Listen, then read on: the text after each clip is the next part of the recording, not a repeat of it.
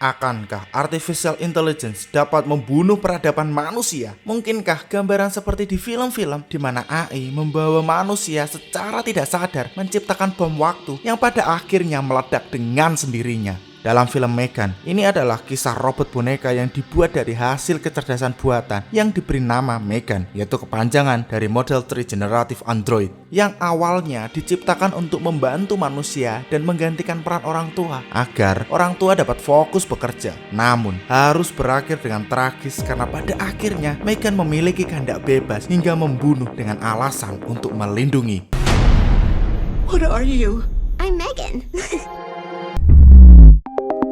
Atau tentang Jarvis, Just a Rather Very Intelligent System milik Tony Stark. Jarvis memiliki basis data pengetahuan yang luas dan mampu memproses informasi dengan cepat, menjadikannya aset berharga bagi Tony Stark. Jarvis ngebantu Tony Stark di berbagai bidang seperti penelitian, analisis data, teknik, dan mengelola operasi Stark Industry. Selain itu, Jarvis berinteraksi dengan Tony Stark melalui perintah suara, menawarkan saran, dan menanggapi pertanyaannya. Di MCU, Jarvis akhirnya diintegrasikan ke dalam badan baru dan menjadi dasar entitas AI yang lebih maju yang kita kenal sebagai Vision. Transisi ini menunjukkan potensi AI untuk berevolusi dan mengembangkan tingkat kesadaran yang lebih tinggi.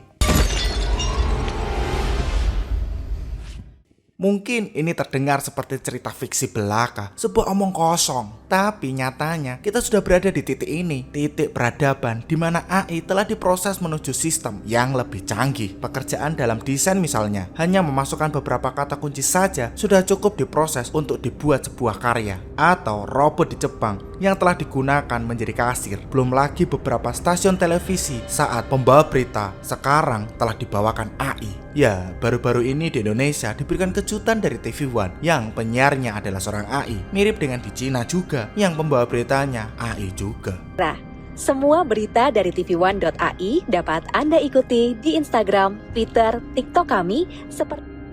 Meski cara penyampaian berita masih kaku dan kurang luwes, ini hanyalah masalah waktu saja untuk menjadikan mereka benar-benar mirip dengan manusia. Ini hanyalah masalah waktu untuk mereka menjadi sempurna. Atau di Cina yang telah mengeluarkan kurikulum kecerdasan buatan. Ya, kamu nggak salah dengar, sebuah kurikulum kecerdasan buatan, di mana ada ikat kepala di setiap kepala anak-anak dan AI digunakan untuk mengukur seseorang fokus di dalam kelas atau tidak. Tidak hanya itu saja, ikat kepala ini adalah pelacak gelombang otak. Para siswa juga mengenakan seragam dengan chip yang melacak lokasi mereka. Bahkan ada kamera pengintai yang memantau seberapa sering siswa memeriksa ponselnya atau menguap selama belajar. Karena hal ini, AI menimbulkan kekhawatiran tentang privasi dan keamanan data pribadi. Saat sistem AI mengumpulkan dan menganalisis data dalam jumlah yang besar, ada resiko penyalahgunaan atau akses tidak sah yang dapat menimbulkan konsekuensi serius bagi individu dan masyarakat secara keseluruhan.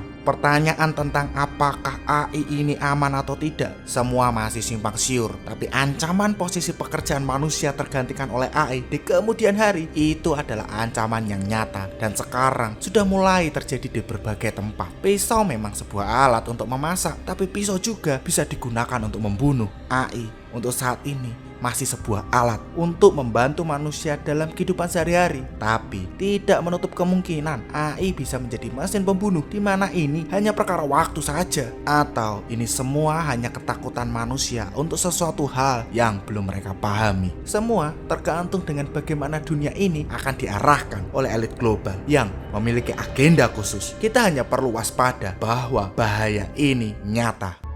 Mark my words, AI is far more dangerous than nukes.